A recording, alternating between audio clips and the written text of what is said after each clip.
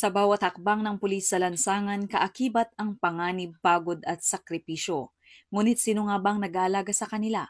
Ngayong araw, isang makasaysayang hakbang ang isinakatuparan ng RMFB-NCRPO sa pangunguna ng Force Commander nito na si Police Colonel Celso M. Rodriguez, ang pagbubukas ng kanilang kauna-unahang health unit na layong pagtuunan ng pansin ang kalusugan ng kanilang hanay.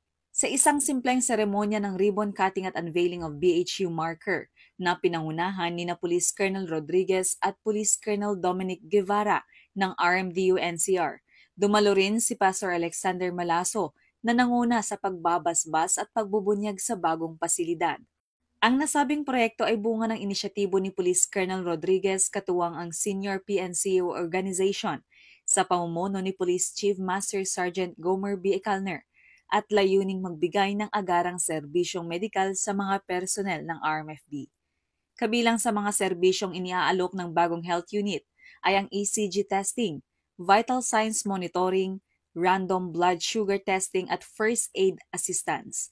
Mga serbisyong mga katulong upang matugunan ang agarang pangangailangan pangkalusugan ng mga pulis sa gitna ng kanilang masilimuot na tungkulin. Sa likod ng kanilang uniforme, may puso ring nangangailangan ng pag-aalaga. At sa pagbubukas ng RMFB Health Unit, isang mensahe ang malinaw. Ang ating mga tauhan ay araw-araw maharap sa hamon at panganib ng tungkulin. Kaya naman, nararapat lamang na mayroong task na kandungan sa ating bahay agila kung saan mahalagaan ang ating kalusugan.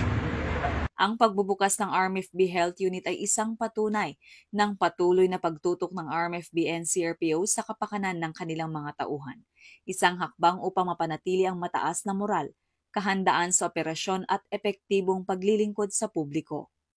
Napakaganda ng adhikain ito na kung saan nagkaroon ng kayo na sariling health unit dito sa inyong batalyon na talagang pwedeng mangalaga sa kalusugan, sa kapakanan, hindi lang sa katawan, kundi sa pag-iisip na kung saan ito ang kinakailangan ng lahat ng kapulisan, maging physically fit at saka para makaresponde sa kinakailangan nating trabaho at duties and responsibilities. Sa katunayan, meron ngang flagship program ang ating health service, ang ating Regional Medical Dental Unit. Sa pangunguna ng aming director, si Police Brigadier General Jacimel Imelda Dominguez Medina, na kung saan yung tinatawag nating Enhanced Monitoring of Police Overall Wellness. Ito yung EMPO. Mula dito sa Bahay Agila ng RMFB-NCRPO sa pamumuno ng aming Force Commander, Police Colonel Celso M. Rodriguez. Ako po ang inyong Police News Network Correspondent, Patrol Woman Renalyn Tanggiak, alagad ng batas, tagataguyod ng Balitang Pulis.